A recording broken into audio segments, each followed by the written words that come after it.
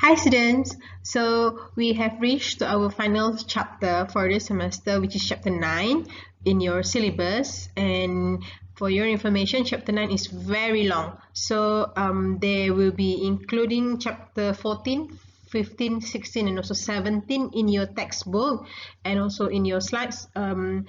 If you downloaded it from my island portal, then you will be able to see chapter 14, 15, 16, 17 in the folder, but all of these are actually under chapter 9 in your syllabus. So this will be the first part, and then I will also post another video for part 2, part 3 and also part 4. Yeah, so let's look at chapter 9, the first part, which is engaging consumer and communicating customer value, which we're going to look at the integrated marketing communication strategy.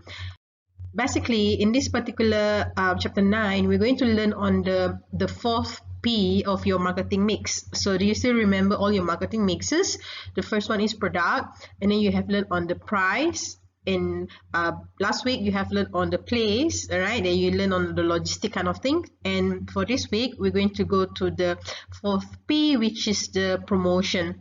So in promotion we're going to learn the first part here, the 5 promotion make tools for communicating the customer value, and then discuss the changing communication landscape and the need for integrated marketing communications.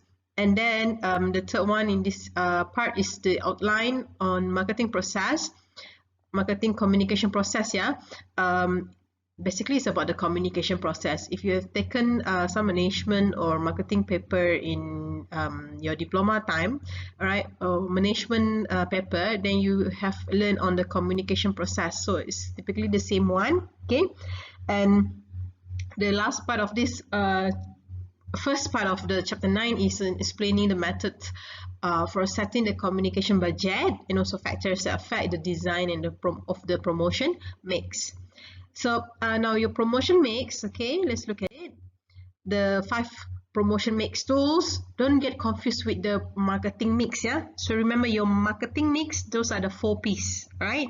Now the 5 promotion mix tools that you will be able to use for communicating customer values, actually the blend of promotion tools, right, that can be used to persuasively communicate customer value and build customer relationship.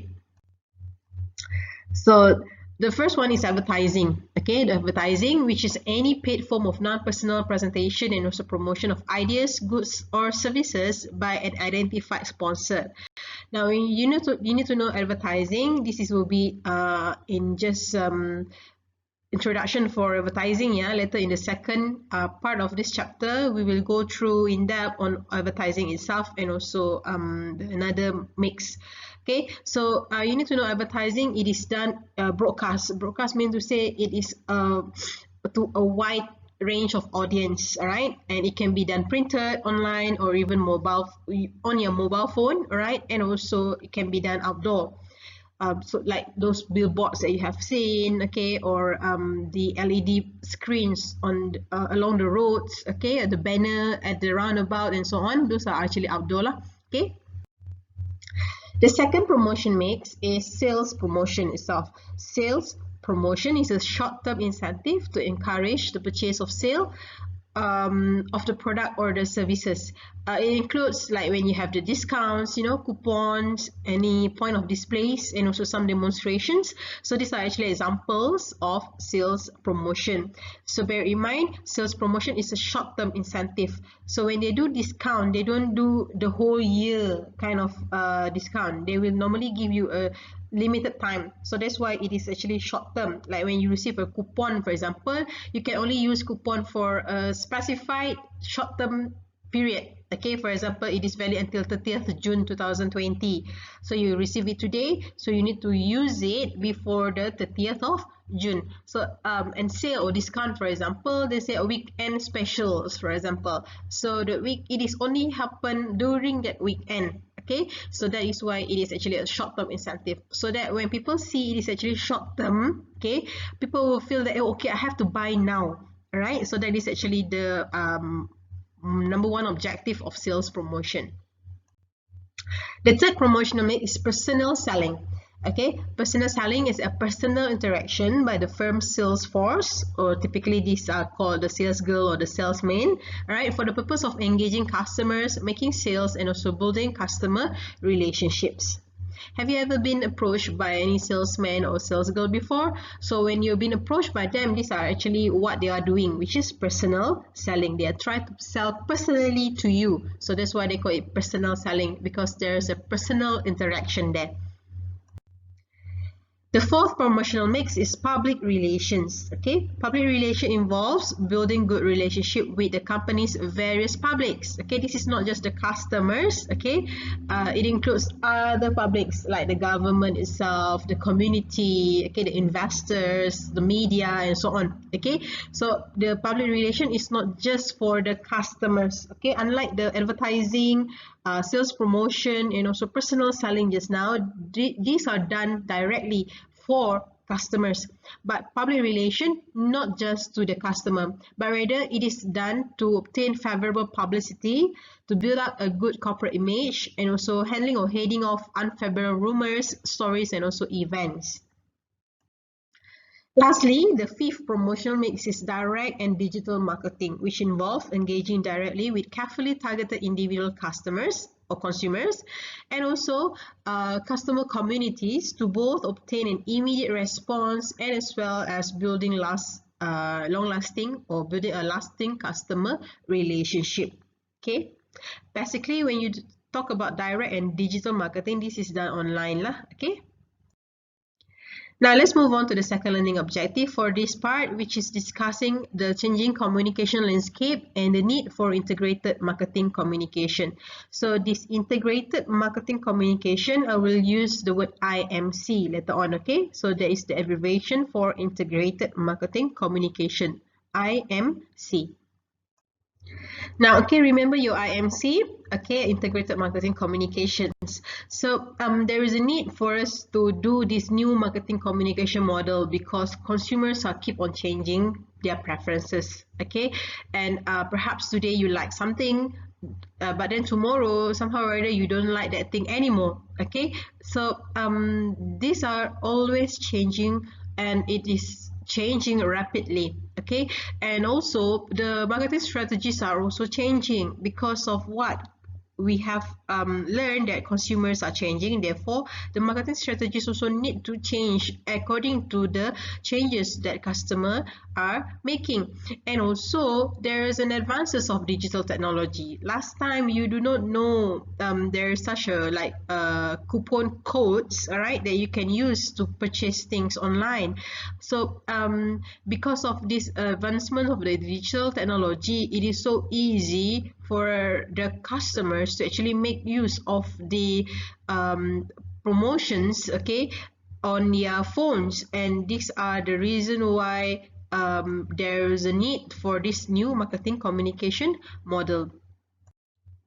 So one thing that can be done and it can be looked into is actually the content marketing. Okay, the content marketing, which it is creating, inspiring, and sharing brand messages and conversation with and also among consumers across a fluid mix of paid, owned, earned, and shared channels. All right, these are actually very much related to, of course, the digital marketing itself. All right, whereby there's this what they call the big data. Okay, the big data that will actually keep the cookies, okay, on your browsing histories. All right, they will actually share the information that you search for in, let's say, Google, for example, right?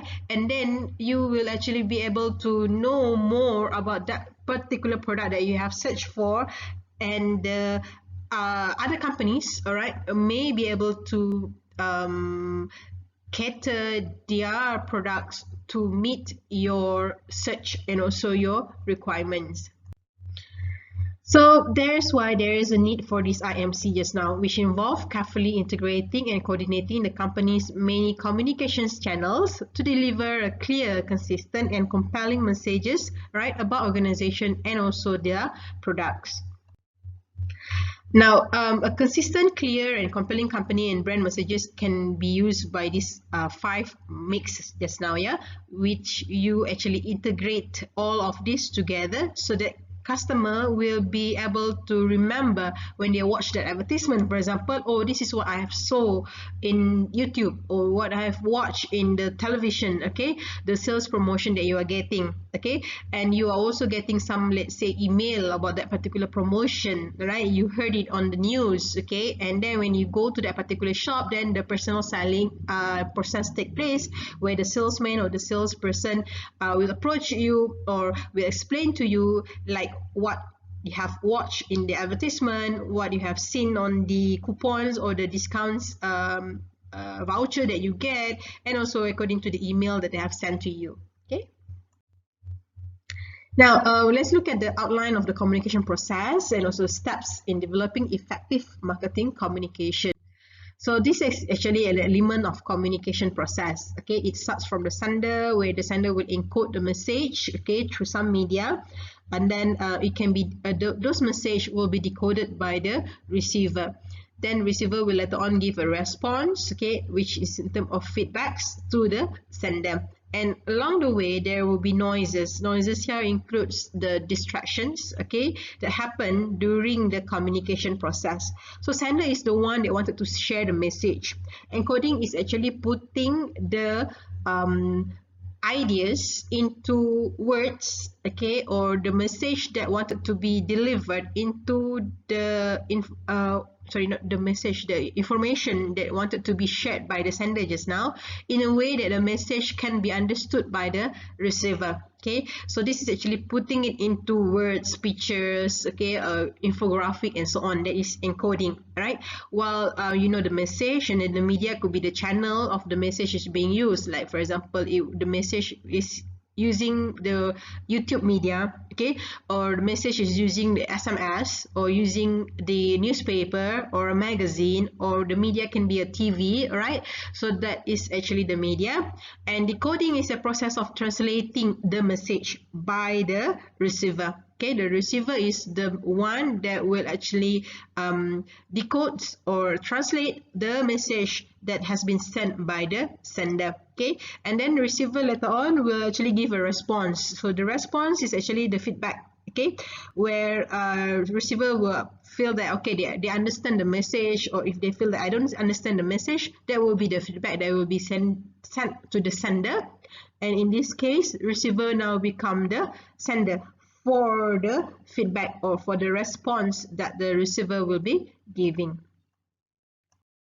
So once you have understand the process of the communication just now, so now let's look at the steps in developing an effective marketing communication. First, you need to identify the target audience, all right, and then determine the communication objective, what you want them to do. Okay, the target audience here, typically your target market, right? And then you design a message in the way that this target market will be able to access to that particular message, will be able to understand that message, okay? And then you choose the media to send the message. This media should be the one that the audience are familiar with, okay? If you're targeting to the teenagers, for example, you will not use newspaper. So the media for the teenagers, perhaps you use social networks on their mobile phones, okay, or you can send SMS to them or WhatsApp to them, because these are the things that they are always exposed to. But if your target audience are the elderly people, for example, you may not want to use the social media. Okay, elderly people typically they watch TV, they read newspapers. So the media that you chose should be the one that where this target audience will be able to access. Okay, and lastly, you select the message source and collect the feedback from the target audience just now. So in this identifying the target audience, you need to understand and also figure out by answering these questions of what, how, when, and where it will be said. Okay, the message will be said, and also who will actually say the message. Okay. You need to understand the buyer readiness stages when you answer that particular questions just now. Okay, you need to know whether is it customers still do not know about the product. Okay, so you need to create awareness, or if you know the customer has some knowledge, so you enhance that knowledge. All right, or is it the stage of they are actually liking, okay, the product or your brand. All right, or liking is just like, oh, I like that brand, I also like that brand, but then I also like that thing. Okay, so liking could be many. All right, but when you talk about a customer actually prefer to buy your product. Okay, so that is when you know they are actually at the preference level, or is it at the conviction level, where this is where customer already know what they wanted to buy. Okay, or they believe in your particular brand. For example, the Apple users. Okay, Apple users, they always have this conviction towards Apple products, so they have a firm belief towards the products that are sold under that one particular brand. Or let's say Toyota, for example, the Toyota cars, right? Everybody have perhaps who uses Toyota car believe that that is actually a good quality car. Therefore, the next time when they think of purchasing a car, it should be from that same brand. That means they already know and believe in that particular brand name. Okay, or the customer is at the purchase level or purchase stage. That means they already made up their mind, right? Whereby when they go to the shop, they know already what they want to buy. So you need to understand this readiness, all right, so that you'll be able to communicate to them clearly, all right? Is it you want to convince them to buy, or you just want to advise them what are the brands that should be chosen, or helping and assisting them, or doing some demonstration or explaining further about the product that they wanted to buy. Okay. Next, you wanted to design a message. In designing a message, you should be able to use or make use of this AIDA model. So AIDA model stands for A, attention, I is interest, D is the desire, and another A here is the action. Right? So the message that you are actually designing are looking, of course, back to the readiness of the customer stage just now, and look whether are you going to get their attention to buy your brand, or maybe they already know about your brand and they feel interested, so you want to hold the interest. That means you don't want them to look for other brands. Okay, or are they ready to buy, or are they at the conviction level, or they already prefer your brand, so you need to arouse their desire to actually make the purchase. Okay, or if they are at the purchase decision, right, or purchase readiness, you want to create or design a message in a way that you will obtain an action for the customer to purchase immediately, or purchase now, not purchase later. Okay, so this is AIDA, that stands for attention, interest, desire, and action. Now, in the answering the question what to say, okay, you must know what, or especially the opening line, or how you want to convince the customers to actually stay with you and then listen to what you wanted to say when you do the marketing communication. So you can use 3 appeals here: rational appeal, emotional appeal, or the moral appeal. Please ignore those seller that try to sell, I think the apa benda entah dia nak jual. Okay, abaikan. So the rational appeal, right, that relates to the audience self-interest. So you are trying to be rational to the customer or the potential customer. So what to say is in a way that it is actually related to the audience self-interest. For example, when you want to sell, let's say, insurance, okay, an insurance or a medical card, right? So using a rational appeals is when you know customer or the particular potential buyer are actually wanted to buy the insurance or a medical card, because perhaps that particular customer is not in good health condition, right? Then they feel that, oh, okay, now I need a medical card or an insurance. So that is when you rationally tell the customer, okay, like for example, okay, now you have your let's say heart problem. Okay, now because you understand that your heart are very fragile, right? So it is important for you to actually purchase this life insurance. Okay, because you never know what will happen. Of course we don't want something bad to happen to you, but at least, all right, if you, let's say, have this particular insurance and also have this medical card, it will actually ease your financial burden. Okay. Now, while you are using emotional appeal, it is actually to touch the emotion of that particular customer. Um, you can use this emotional appeal if, let's say, you understand that the customer has perhaps no interest in buying the product. Okay, so unlike the rational just now, this is when the customer already have the, let's say, intention to purchase, all right, or feeling like they are preferring to buy your brand or your product. But when you talk about emotional appeal, this is effective if, let's say, the customer may not have the interest yet.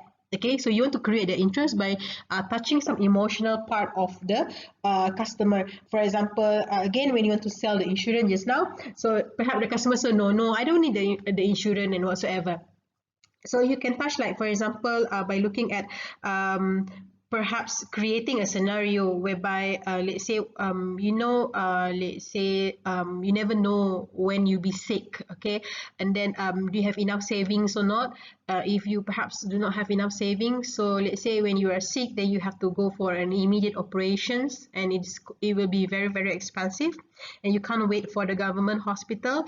And then what will happen to your wife or your kids? Okay, so perhaps you may want to actually join this particular insurance policy, buy this insurance policy, because at least you will not be burdening your wife and also your kids, okay, to pay for your operation costs. Okay, or if, let's say, one day you are gone, okay, you pass away, is it enough money for you to actually give to your wife, and also to for your wife to raise the kids? Okay, if, let's say, your wife is not working.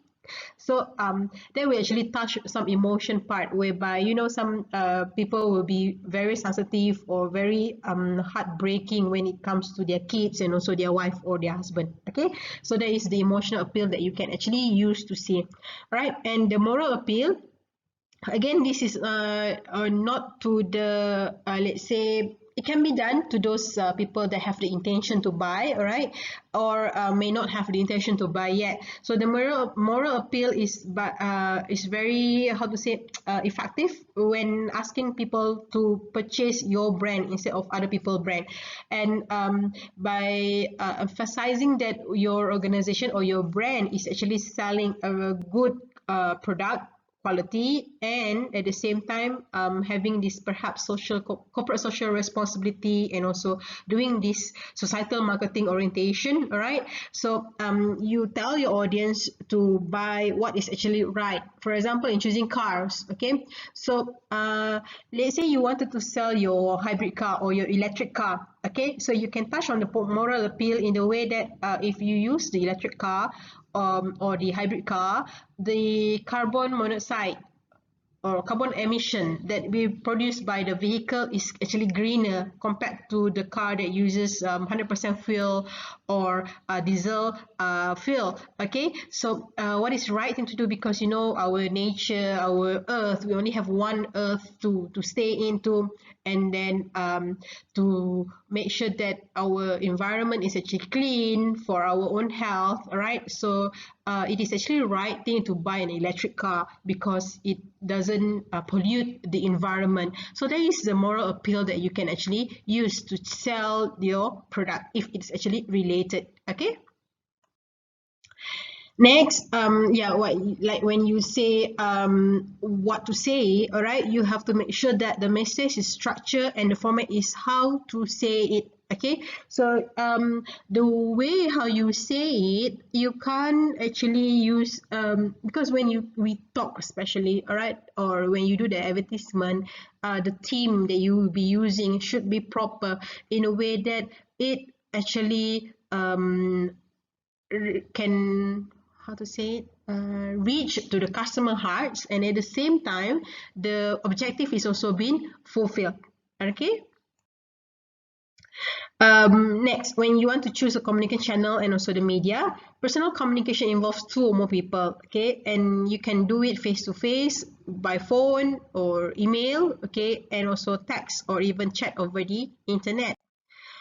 In choosing a communication channels also, other than using your own sales force, like doing the face-to-face and then live chat and so on, you can also engage with opinion leaders and also the buzz marketing. So opinion leaders are those people whose opinions are sought by the others, and these are the one that have a lot of influencers, yeah. And also the buzz marketings, which involve cultivating opinion leaders and getting them to spread information about a product or service to others in their communities. So these buzz marketings are very much done nowadays, okay, especially on Instagram, on the Facebook, on the Snapchat, okay, whereby they engage a lot of opinion leaders, especially the celebrities, okay, or the sportsmen or sportsperson, right, to talk about some product, okay, information about the product that they are selling, and then their followers will actually feel interested to also buy the product that these opinion leaders are doing. So that is what we call the buzz marketing. You can also do this non-personal communication, okay, which carry messages without personal or personal contact or feedback, including using major media in most spheres and also events. Now, when you select a message source, right, this is important, whereby the message impact depend on how the target audience view the communicator, okay, who say it, all right. So that's what, like I mentioned just now, there are a lot of celebrities are being used, all right, the athletes, the entertainers, or even the professionals like the healthcare workers, okay. So whatever that they say matters, all right. So that's when they believe, okay, in that particular person, okay, the communicator, the one that actually say it. When they believe in that person, that means that particular message can be actually trusted by the audience. And in collective feedbacks, it involves the communicator understanding the effect on the target audience by measuring their behavior resulting from the content. When, let's say, they're doing the buzz marketing, a lot of celebrities, they do have their live station, isn't it? So during the live session, they are able to communicate with their followers, and that is when some followers might ask questions and so on. The influencer or the celebrities or that person, opinion leader just now, must be able to understand the question of what customer wanted to ask about the product and be able to explain and give the feedback that the customer are wanting. Moving on to the fourth learning objective, which is to explain the method for setting the promotion budget and factors that affect designing the promotion mix. Now, bear in mind that not all promotion cheap, and also not all promotion are expensive, okay. So the affordable method sets the promotion budget at the level management thinks the company can afford, okay. So if you think that you can go big, so you can spend a lot of money on that particular promotion, but if you're on tight budget, you don't have enough money and you still want to do promotion, yes, it still can be done, okay. By using this affordable method. And the percentage of sales method sets the promotion budget at a certain percentage of the current or forecasted sales, or as a percentage of a unit sales price. Okay, so for example, the price of the product is actually 10 ringgit. So as a percentage of a unit sales price, you were talking about, let's say, all our products would be all the promotion will be only 1% from the selling price. So 1% from 10 ringgit will be 10 cents, isn't it? Okay, so 10 cents. When you talk about the certain percentage of current or forecasted sales, so when you're talking about, let's say, okay, with these 10 ringgit products that you want to sell, you are estimating that we are going to sell, let's say, 10,000 units. Okay, so 10,000 units. So perhaps the cost of promotion that can be used is actually based on that percentage of the number of units that you wanted to sell. Next, you can also, for the promotional budget, yeah, you can also use this comparative parity method that sets the promotion budget to match competitors' outlays, right? So whatever competitors advertisement or sales promotion that they do, you might want to also follow them, okay, by looking at what promotion they did, okay, and you also want to spend similar amount as what your competitors are doing. The next method is the objective and task method, which develops the promotion budget by specific promotion objective and the cost of tasks needed to achieve this objective. This is much more, of course, the word objective and task meaning it is more objective and much more preferable by the management, okay, especially the finance department. When you are asking for a budget to do advertisement, for example, then they will like to see what will be the outcome based, okay, the outcome based budget, which is how much returns that you'll be able to achieve or get from the cost that you spend, okay. Next, in shaping the overall promotional mix, the concept of IMC suggests that the company must blend the promotion tools carefully into a coordinated promotion mix. Right, again, in shaping the overall promotion mix, let's look at the nature of a promotion tool. Remember, you have 5 promotional tools just now. Okay, let's look at the first, advertising. It can reach masses of geographically dispersed buyers. Masses of geographically dispersed buyers in the way it can reach a large number of people geographically, because you can tailor your advertisement to certain location, yeah, and also at a low cost per exposure or low cost per unit, which enables the seller to repeat a message many times, okay. In personal selling, it is the most effective method at certain stages of buying process, particularly in building buyers' preferences, convictions, actions, and also developing customer relationships.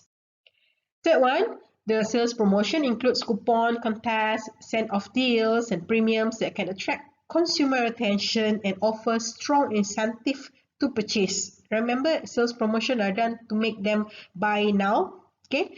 Public relation, very believable form of promotion that includes news stories, features, sponsorships, and also events. And lastly, the direct and digital marketing is an immediate, it's a customized and interactive promotional tool that includes direct mail, catalog, telephone marketing, online, mobile, and also social media. So the promotion mix strategy can be done either using the push or the pull. Okay, so a push strategy is when you produce the product and you push it for promotion to be done to sell to the consumers. While pull strategy is by understanding what customer want, okay, and then you start to produce what the consumer would like to have. And in that case, later on, it can easily sell the product to the consumer because it comes from the consumer. Okay, so remember, push meanings from the seller, directly thinking of what customer want to buy, and later you create the IMC for them. But for the pull strategy, you first understand what customer would like to have, what are their needs, what are their wants, okay, the demand from the customer, and then you'll be able to produce what they want, and it's so easy for later on you design the promotion mix for these consumers. And in the integrating of the promotion mix, the company must take steps to see that each promotion mix element is smoothly integrated, and various promotion elements should work together to carry the firm's unique brand messages and also the selling points. That means if they saw that on the advertisement, okay, and they receive a coupon or an email about the product, it has to be consistent with the advertisement. For example, the poster that you put on the store is, let's say, 50% discount. And in your email, then you will receive 30% discount. Apa hal pula 30%, isn't it? So it's not consistent. So it has to be made sure everything are done smoothly according to the same information that wanted to be dispersed among all this promotion mix to the customers.